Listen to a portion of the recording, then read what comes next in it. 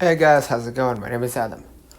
Today, I'm gonna show you how to track page performance on Bluehost. So first of all, go ahead to the official website and select the best plan that suits your needs. And if you want to get the best offer, please visit the link in the description box. Now, what we're gonna do, we're gonna go ahead to the official website, right? And if you want to track page performance or view stats, basically, go log into your Bluehost account, click on Websites tab from the side navigation menu to the left. Use under Advanced tab, click Manage under cPanel section, and scroll down, look for Metrics section, and then click Our Stats, right?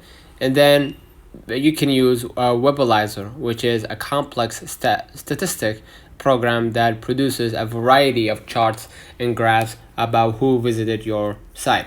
All right, you can log into your account, click on Websites again, Advanced, then Manage under the cPanel section, scroll down, look for Metrics, and then you're gonna look for Webalizer, right?